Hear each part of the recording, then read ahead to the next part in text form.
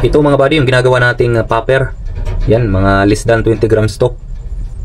Linagyan natin ng rattler sa loob. Yan, tumutunog yan para maka-attract sa mga isda. Yan, malaki-laki pa yung trabahuin natin. Lalagyan pa natin ng primer, kulay, mata, tapos top coat. Hopefully bukas o sa mga susunod na araw matapos natin to para magamit natin. Ma-try natin dyan sa ating spot. So yan mga buddy, yan yung homemade or DIY natin na popper. So yan mga buddy, tight lines. Yan, nalagyan na natin ng lure eye. Tapos yan, linagyan natin ng holographic paper, yan, sticker, para makintab siya, madaling makita ng mga isda. Bali ngayon, itatakot na natin mga buddy.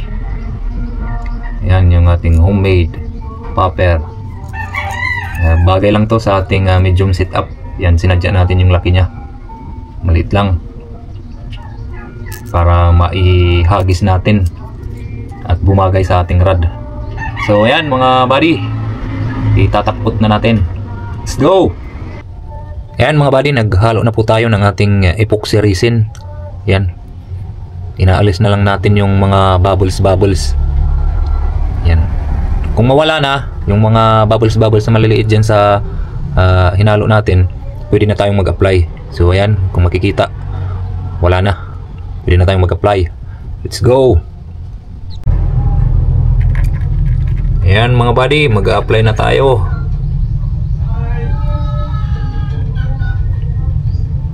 Unahin natin yung mata.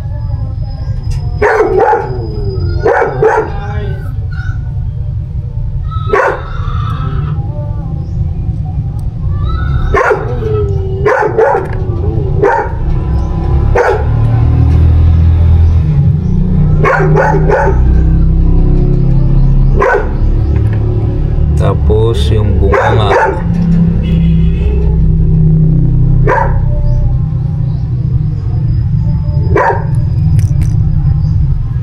Kabilang mata.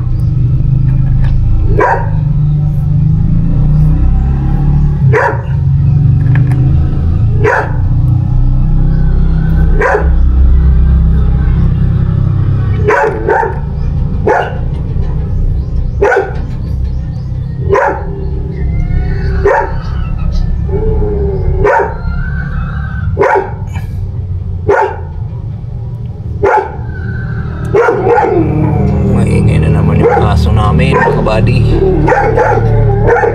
Ano kaya yung nakikita niya?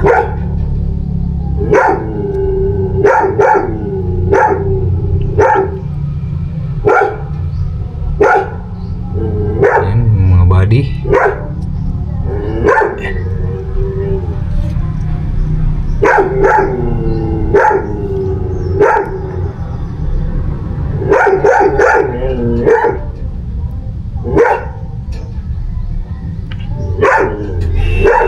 Yan, pwede na natin patuyuin. Huwag masyadong kapalan kasi tumutulo dito sa buntot na porsyon, nai-stuck. Tapos kung masyado ring makapal, minsan nagbabubbles.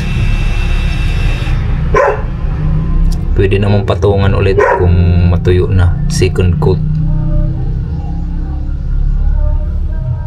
So ayan mga buddy, patuyuin na natin. Yan yung wire natin, dito natin sinasabit. Patuyuin na natin sa labas. Yan, ng ating homemade popper.